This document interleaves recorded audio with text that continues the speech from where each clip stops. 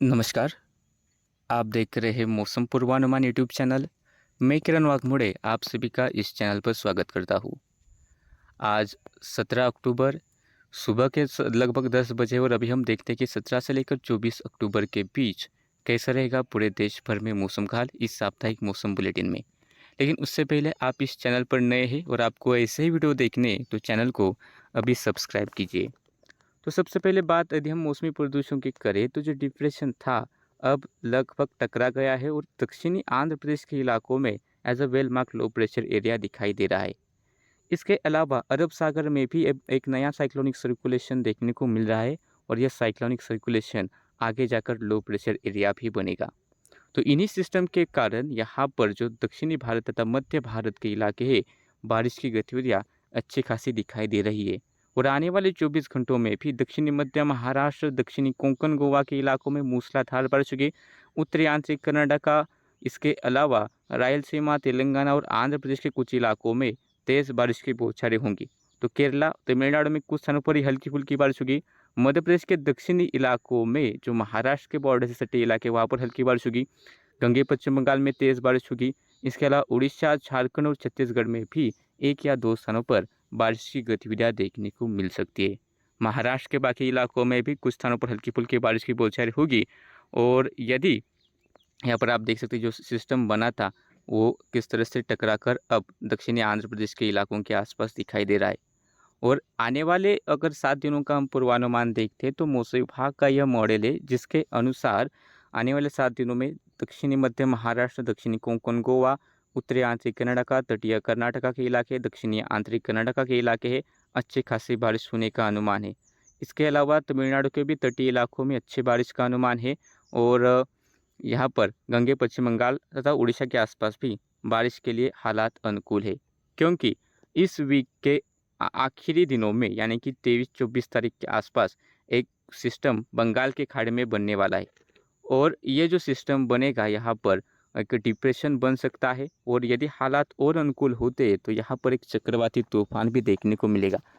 और इसी के प्रभाव से इस सप्ताह के अंत में यानी कि 23-24 तारीख के आसपास यहाँ पर पश्चिम बंगाल, उड़ीसा के आसपास के इलाकों में बारिश की गतिविधियाँ बढ़ेगी। इसके अलावा एक वेस्टर्न डिस्टर्बेंस भी आएगा और उसके प्रभाव से जम्मू कश्मीर, गिलबर्टिस्तान, मुजफ्फराबाद के आसपास के इलाकों में भी बारिश के लिए हालात अनुकूल है।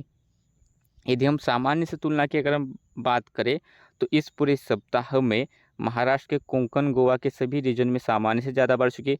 मध्य महाराष्ट्र में भी अधिकांश इलाकों में सामान्य से ज़्यादा बारिश होगी।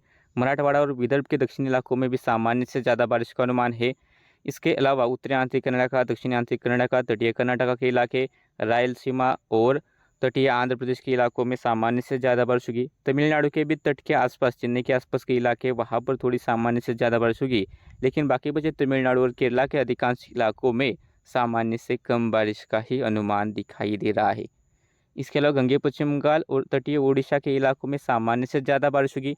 पूर्वोत्तर भारत में बारिश तो होगी लेकिन वह बारिश सामान्य के आसपास ही होगी, ऐसा नहीं कि काफ़ी ज़्यादा बारिश होगी, सामान्य के आसपास बारिश होगी। और मध्य प्रदेश के भी कुछ इलाकों में सिवनी, मंडला, बालाघाट के आसपास तथा बैतूल के आसपास के इलाकों में थोड़ी बहुत बारिश की बौछारें देखने को मिलेगी, जो महाराष्ट्र के सटे बॉर्डर से इलाके बुरहानपुर के आसपास। लेकिन यह बारिश नॉर्मल होगी, काफ़ी ज़्यादा बारिश का अनुमान नहीं है। ये तो एक मॉडल के अनुसार पूर्वानुमान हुआ। यदि हम दूसरा मॉडल भी देखते हैं तो दूसरे मॉडल के अनुसार भी बंगाल की खाड़ी में सिस्टम बनने की उम्मीद दिखाई दे रही है। वो सिस्टम उत्तर की दिशा में आगे बढ़कर पूर्वी भारत के आसपास टकराने की उम्मीद है। तो इसके प्रभाव से उड़ीसा और पश्चिम बंगाल के इलाकों में, झारखंड के इलाकों में अच्छी खासी बारिश होने के लिए हालात अनुकूल दिखाई दे रहे हैं। इसके अलावा महाराष्ट्र के भी दक्षिणी इलाकों में, दक्षिणी मध्य महाराष्ट्र, मराठवाड़ा के इलाके, विदर्भ के थोड़े बहुत दक्षिणी इलाके, कोंकण गोवा के इलाके, यहाँ पर भी अच्छी बारिश होगी। और इसके अलावा केरल, तमिलनाडु, दक्षिणी आंतरिक कर्नाटका, उत्तरी आंतरिक कर्नाटका, तटीय कर्नाटका, तेलंगाना और तटीय आंध्र प्रदेश के इलाकों में भी, रायलसीमा के आसपास भी बारिश के लिए हालात अनुकूल है।